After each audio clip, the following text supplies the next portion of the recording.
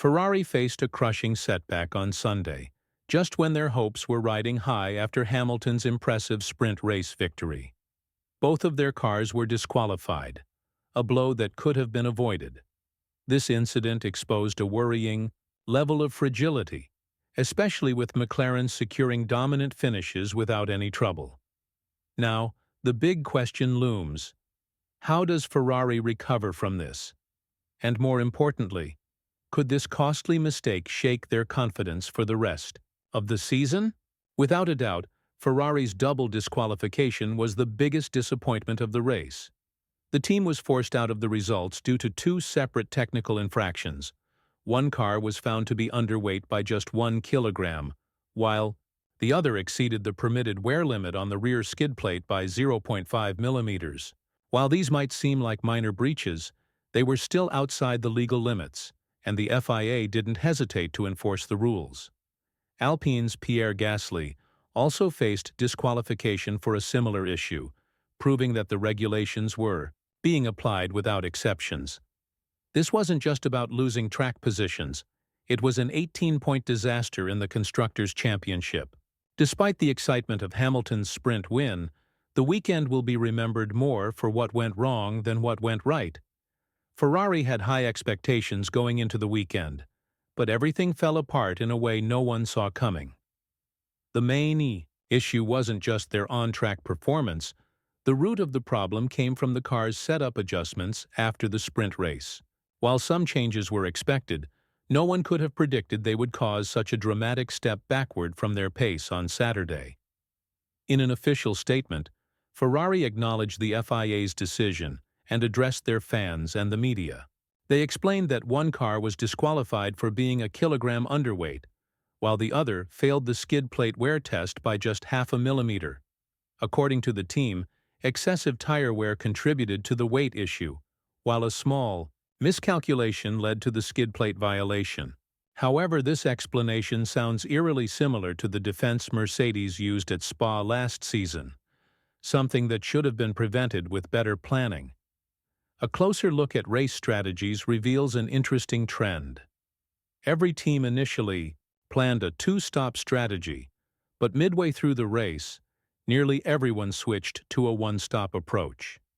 George Russell was among the first to recognize the potential for a strategy shift, leading his team to adjust. With most teams making this change, tire management became even more crucial in the closing stages of the race. Ferrari's claim that tire wear caused their car to be underweight doesn't entirely add up. If they had anticipated the issue, they could have pitted earlier to avoid disqualification altogether. Despite the disqualification, Ferrari managed to find some positives from the weekend. Their sprint performance stood out, with Hamilton securing a victory, marking an important milestone for the team. As they prepare for the Japanese Grand Prix, they'll be looking to build on that success while ensuring they don't repeat the costly mistakes from Sunday. Team principal Fred Vasseur acknowledged the setbacks, but emphasized the strong moments of the weekend.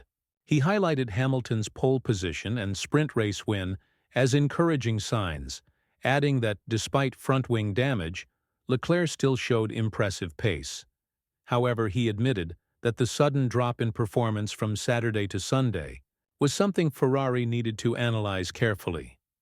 One of the most concerning issues for Ferrari has been their struggles in slow-speed corners. Their car performed poorly in the first sector, particularly in the combination of corners leading to turn 14. Fortunately for Ferrari, the upcoming race in Japan features mostly medium and high-speed corners, which could work in their favor. With fewer slow-speed sections, the SF25 might finally get a chance to show its true potential. But while track characteristics might help them, Ferrari must also optimize their car setup to avoid repeating the mistakes from the previous race.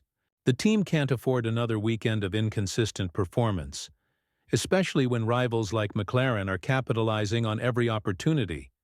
Ferrari's race management also raised several questions. Despite Leclerc showing stronger pace than Hamilton, even with front-wing damage, the team's strategy calls were far from perfect. Throughout the race, Leclerc repeatedly suggested an alternative strategy, but his requests were ignored.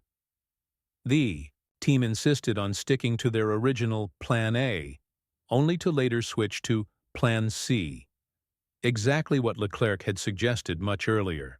This lack of responsiveness from Ferrari's strategists is a recurring issue.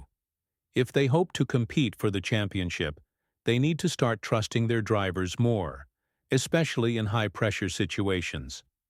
The ability to adapt mid-race is crucial, and right now, Ferrari seems to be struggling with that aspect of race management.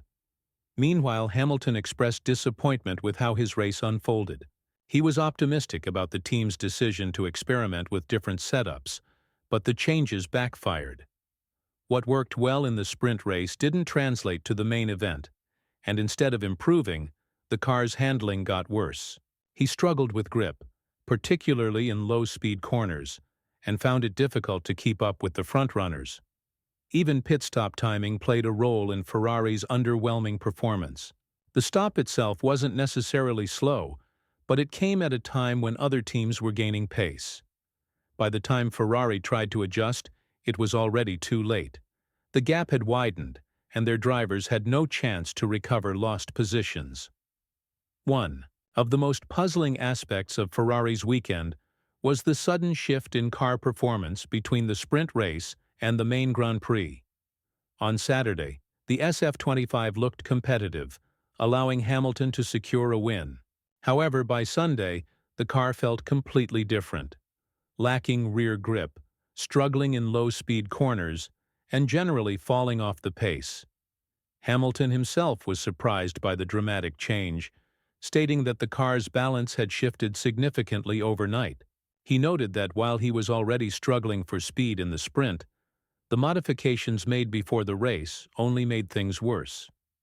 The lack of rear stability forced him to fight the car at every turn, which cost him valuable lap time. Ferrari's engineers now face a crucial challenge, understanding why their car's performance fluctuates so drastically. If they can't pinpoint the root of these inconsistencies, they risk losing further ground in the championship battle. Consistency is key in a long season, and right now, Ferrari is anything but consistent. Adding to their woes, the disqualification meant they lost 18 crucial points in the Constructors' Championship. In a season where McLaren is showing strong form with dominant 1-2 finishes, Ferrari cannot afford to throw away such opportunities. Every point matters, and right now, they are giving their rivals an unnecessary advantage. The upcoming races will be crucial in determining whether Ferrari can turn things around. If they continue to make errors in race execution and car setup, their championship hopes will slip further away. The team must act quickly, address their weaknesses, and ensure they are prepared for the high-speed demands of the Japanese Grand Prix. Beyond the technical struggles, Ferrari is also facing growing pressure to manage the dynamics between their two drivers. With Hamilton joining the team this season, many expected some tension between him and Leclerc. However, both have maintained that their relationship is professional and respectful. Leclerc addressed this directly, emphasizing that he and Hamilton have a solid understanding and mutual respect. He acknowledged Hamilton's achievements and experience, while also highlighting how quickly the 7-time world champion has adapted to Ferrari's environment. According to Leclerc, while they are both competitive, their battles on track won't impact their working relationship. This is crucial for Ferrari because internal conflicts can often derail a season. In the past, teams like Red Bull and Mercedes have dealt with driver rivalries that led to costly mistakes. If Ferrari wants to stay in the championship fight, they need their drivers working together, not against each other. Meanwhile, the team is under immense pressure to deliver results. After years of rebuilding, expectations were high for the 2025 season. However, losing valuable points so early in the year has put them in a difficult position. The SF25 has potential, but without proper execution, that potential means nothing. As they prepare for Japan, Ferrari must find answers quickly. The team cannot afford another weekend of uncertainty, especially with McLaren and Red Bull showing strong form. Their performance at Suzuka will be a crucial test. Can they recover from this setback, or will their struggles continue? With the Japanese Grand Prix just around the corner, Ferrari finds itself at a crossroads. The team has shown glimpses of strong pace, but inconsistency and costly errors have kept them from capitalizing on their full potential. If they want to remain in the championship fight, they must address their weaknesses, whether it's race strategy, car setup, or internal decision-making. The upcoming race at Suzuka presents both an opportunity and a challenge. The track layout should suit Ferrari better than previous circuits, but unless they execute their weekend flawlessly, they could fall further behind McLaren and Red Bull. The team needs to be decisive with their strategy, trust their drivers, and ensure that setup changes don't compromise performance. At this point, Ferrari cannot afford any more unnecessary setbacks. The Constructors' Championship is slipping away, and every race is now critical.